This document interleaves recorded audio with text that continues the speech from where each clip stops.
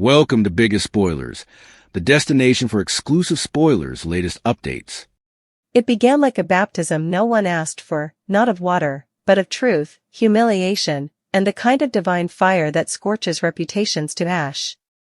The moment the courthouse doors creaked open that morning, a chill swept down the marble hallway as though Port Charles itself was bracing for judgment. People whispered, phones buzzed, and rumors slithered like snakes as the crowd packed themselves into the courtroom, each person sharp with expectation. Because everyone knew something big was about to crack wide open. Everyone felt it. The air tasted like thunder. And yet not even the most cynical among them could have imagined just how brutal, humiliating, and spiritually catastrophic this day would become, especially for Nina Reeves, Drew Kane, and Willow Tate, who stepped inside believing they could still control their own narratives, still steer their own destinies. They were wrong. Destiny was about to baptize all three of them in fire. Willow walked in first, pale, shaken, the new Mrs. Kane trying desperately to embody grace and composure. She clutched her wedding ring like it could shield her from divine wrath. Drew followed, jaw tight, posture straight, that old Navy rigidness masking the turmoil underneath. Then came Nina, coating herself in martyrdom and perfume as if either could protect her from the coming storm. She tried to smile at Willow, but Willow didn't meet her eyes. She had bigger mountains to climb, the mountain of regaining her children, proving herself, convincing the court she was trustworthy again. Willow thought today would be the day she stepped toward redemption. But fate had another plan, a darker, sharper one. Because today wasn't about redemption. Today was about exposure. The judge called the court to order, and already something felt wrong. Too many reporters had shown up. Too many side glances. Too many sealed files now mysteriously unsealed. It was the smell of ambush, betrayal, secrets clawing their way into daylight. And then, the room went silent. The bailiff stepped forward with a thick folder. Thick enough to destroy lives. He handed it to the judge, who read only a page before lifting his eyebrows in shock. That expression alone was enough to send a ripple through the courtroom like a tremor before an earthquake. But he said nothing yet. First came Michael Corinthos, summoned unexpectedly. He walked in stiffly, avoiding Willow's eyes, avoiding Nina's, avoiding Drew's. And behind him, like a shadow bleeding with guilt, came Jacinda Bracken, the woman whose hair Michael had buried his hands in less than 24 hours ago. The audience gasped. Nina froze. Drew blinked. And Willow? She felt the baptism beginning. She felt the cold water hit her chest. Because Michael wasn't supposed to be part of today. Not like this. Not as an exhibit. The judge spoke calmly, but his words cracked open the atmosphere. We have new evidence submitted anonymously, he announced. Evidence relevant to custody, marital stability, criminal conspiracy, and deceptive practices. Nina's face strained. Drew reached for Willow's hand. Michael looked like he wished the earth would swallow him. And then it began. The first bomb exploded when the prosecutor announced, Michael Corinthos' actions in the last 24 hours call into question the stability of the entire family structure surrounding Wiley and Amelia. We have video proof of Mr. Corinthos entering Ms. Bracken's residence, willingly. Michael's head dropped. Jacinda swallowed. Willow's eyes filled with tears, angry, wounded, humiliated tears. She had married Drew to create stability for her children. She had married Drew thinking Michael was at peace, accepting, supportive. But here he was, revealed before the court as the one who abandoned her on her wedding night to sleep with another woman. You hypocrite, Willow whispered, voice shaking. You self-righteous hypocrite. Michael tried to speak, but Willow cut him with a look. The baptism water turned boiling. Encouraging words were nowhere to be found now, only the angry threats she whispered under her breath. You destroyed me. And now you'll watch me fall. But that wasn't the end. The prosecutor opened the second envelope. And the room gasped again. Next, he said, we have testimony and digital records involving Mr. Curtis Ashford, including a transaction negotiated with Selena Wu for the sum of $1 million, in exchange for orchestrating the death of Drew Kane. Drew's heart slammed in his chest. Nina screamed, "What?" Willow covered her mouth as the courtroom detonated with shouts. Curtis, dragged in from interrogation, stood frozen at the door, caught like a sinner in front of the altar with blood on his hands. Selena Wu, elegant and wickedly calm, sat in the back row like she had been waiting for her cue. The judge slammed his gavel. Order! Order! But order was impossible now. Because the truth was flowing like a flood. Let the record show, the prosecutor continued, that Mr. Ashford met with Ms. Wu at the Brown Dog Bar on the night in question and stated explicitly, "I want Drew dead tonight." Nina gasped so hard she choked. Drew staggered. Willow nearly collapsed. Curtis tried to speak. I didn't mean, I wasn't going to, but the words failed him. The baptismal moment dragged him under, forcing confession out of him whether he wanted it or not. Jordan Ashford was called in next, her face a battlefield of guilt and loyalty. She admitted Curtis had been scared, overwhelmed, unstable that night. But the judge didn't care. Intent was enough. And that intent had now humiliated Drew publicly, dragging him down to the level of victim and fool. But the court wasn't finished with him. The next file contained text messages between Drew and Willow, private, intimate, emotional messages that painted a portrait of a marriage built not on love but desperation. Letters where Willow confessed she wasn't ready to marry him. Messages where Drew admitted he didn't care, as long as it strengthened his custody case. The judge read them aloud. Nina covered her ears. Willow wept, devastated, ashamed, stripped bare. Drew felt his entire facade crumbling as the courtroom realized. Their marriage was a performance. A strategy. A calculated attack on Michael's custody rights. "You manipulated the system," the prosecutor said. "You manipulated your own family. And the children will not be returned to you under such conditions."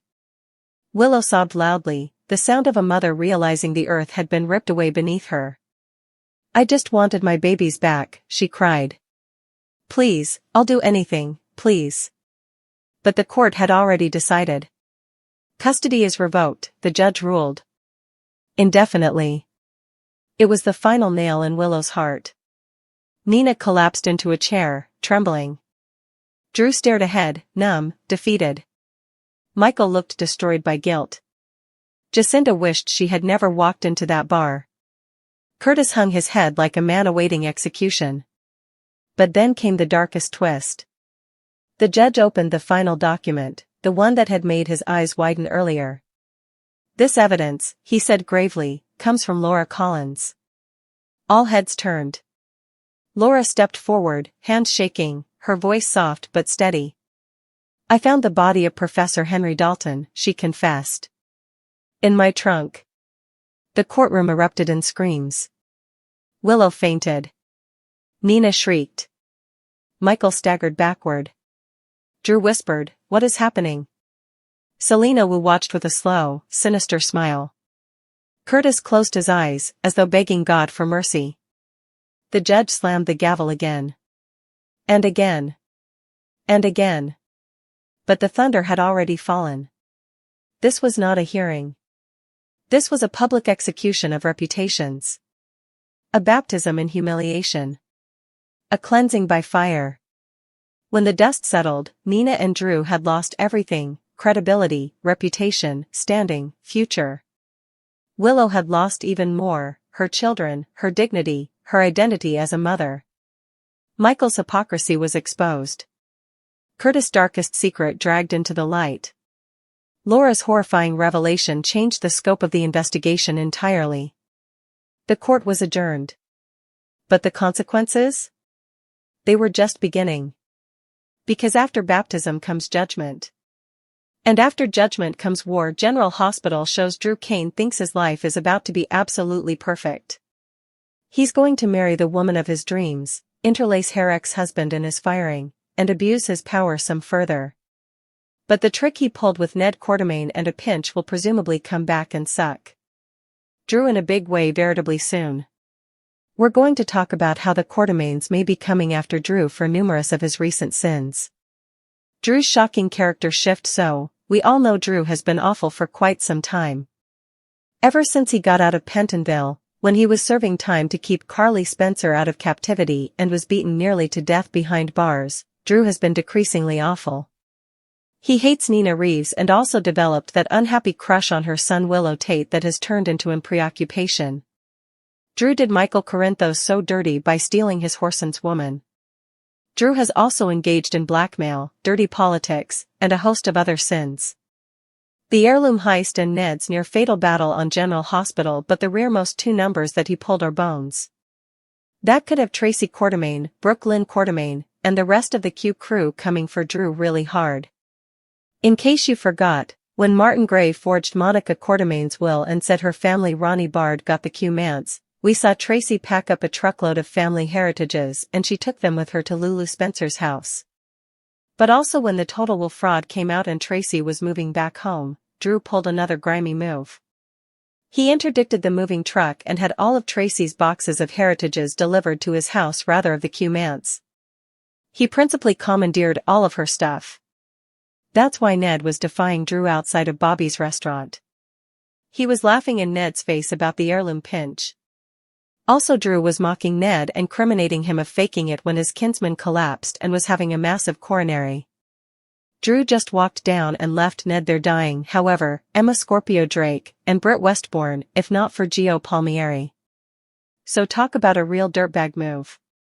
This might be the veritably worst thing that Drew has ever done, principally standing there over his dying kinsman Ned, mocking him and not lifting a cutlet to help. The truth unravels on GH. Ned's stunner revelation looms right now. As of the time I'm recording this, the QS don't know what Drew did to Ned. Not yet. But on Thanksgiving, we've Drew at his house getting ready to marry Willow, and we Ned having a flashback of that argument with Drew. So, I'm guessing that Ned is going to tell his family soon about what happened that led up to his heart attack. Now, obviously, this was out of nowhere. There had to have been some other residual issue. You don't just stress a fully healthy person into a coronary, but Drew's absolutely to condemn for Ned nearly dying.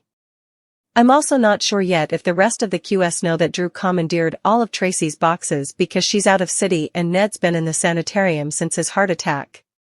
Obviously, Ned didn't want to bring up all this messiness at Thanksgiving, but I suppose he'll drop the Drew stunner veritably soon on the other QS. General Hospital spoilers for this week have Gio and Emma on a charge soon.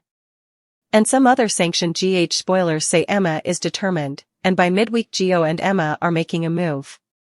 With Dalton dead and gone, I feel like these spoilers absolutely could be about Drew and what he's been doing. A multi-generational vengeance. The Quartermaines unite against Drew once Ned fills in the family. I just cannot imagine what's going to be next. Drew is going to be the target of some major outrage from the other Quartermaines and some vengeance plans. There's no way that BLQ, Tracy, Gio, Ned, Olivia Falconeri, and the others are going to let Drew get down with what he did or keep the heritages that he stole.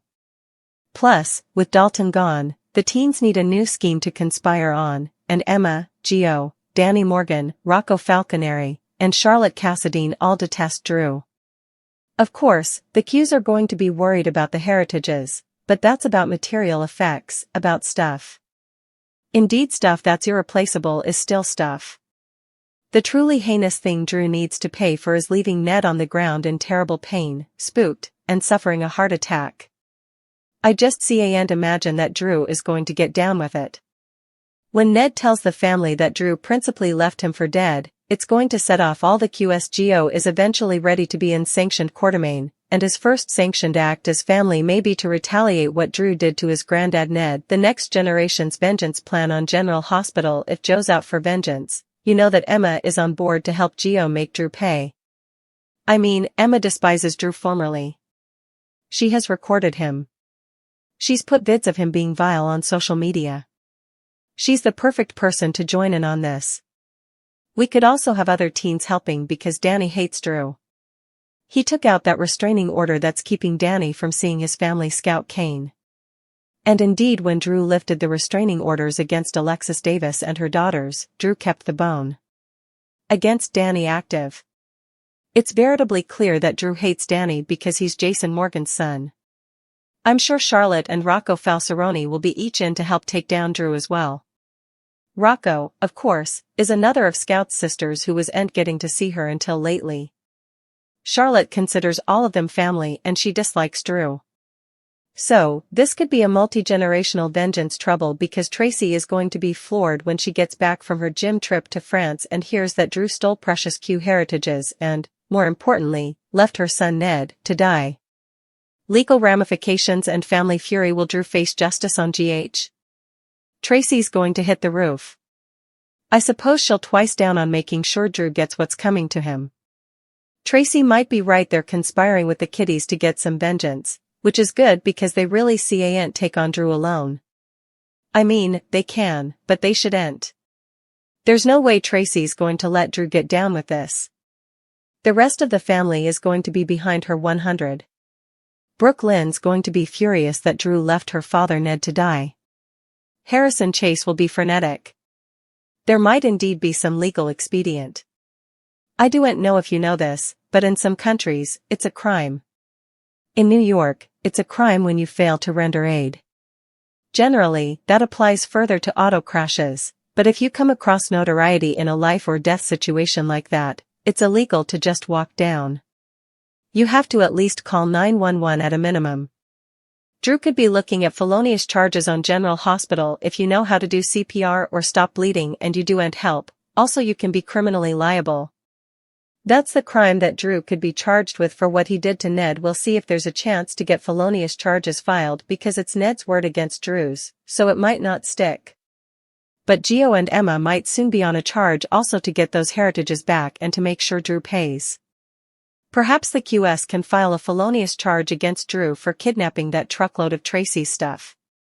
But if the law won't make Drew pay, I'm laying some of the Quartermains will find another way to do it. Whether it's Tracy or Gio or BLQ or notoriety differently, I suppose we can each agree that Drew deserves a big poke from karma. Selena Wu and Curtis Ashford's $1 million fatal Drew Kane deal was revealed. Michael Corinthos and Jacinda Bracken also landed in bed together, so then's how Tuesday's GH occasion played out. After Michael descried outside the window and realized Willow Tate was moving ahead with the marriage, he took off. Michael ran into Jacinda at Brown Dog Bar laterally, so they clicked as he made his genuine interest in her known. Jacinda wound up inviting Michael back to her apartment, where they stripped down and enjoyed some passion. Back at Drew's place, Willow changed promises with him and officially came Mrs. Kane. Nina Reeves checked on Willow in the fate, but Willow remained focused on doing whatever it took to get her kiddies back. Willow pretended to be happy during some private moments with Drew, who assured her they'd each be a family once she was reunited with Wiley Corinthos and Amelia Corinthos. At the Quartermain manse, Brooke Lynn Quartermain was nervous about blowing the progress she'd made with Giovanni Gio Palmieri, but he comforted her and just wanted her to be real with him. Brooke Lynn asked the same of Gio and sought further details regarding the night of the lab break heft. Gio recapitulated what happened and understood Dante's wrathfulness, but he was easily not interested in getting berated constantly. Next, Emma Scorpio Drake talked to Gio intimately about a note with an address that was set up under her door. The position was 3 blocks down from Brown Dog Bar, so Emma claimed it was the off-lot lab and wanted to free the tykes tonight. Outside Curtis' place, Nathan West admitted Curtis was under arrest, but he hovered to return with a leave and advised that'd mean searching the domain, too. Curtis didn't want to put his family through that, so he agreed to go down to the station and answer questions. Still, Curtis also claimed on Jordan Ashford joining him for the interrogation since he couldn't get a counsel on the phone.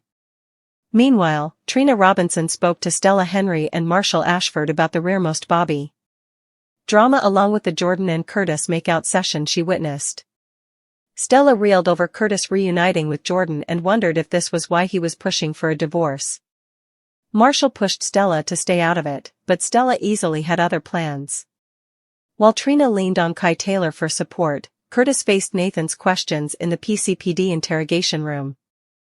There was new substantiation since the Bobbies were suitable to pierce the Savoy's alarm system records, which proved there was an hour of missing time between when Curtis left the club and met up with Jordan. Curtis said he made it to the Brown Dog bar ahead of Jordan, but Nathan wondered if there was anything differently about that night that he'd left out.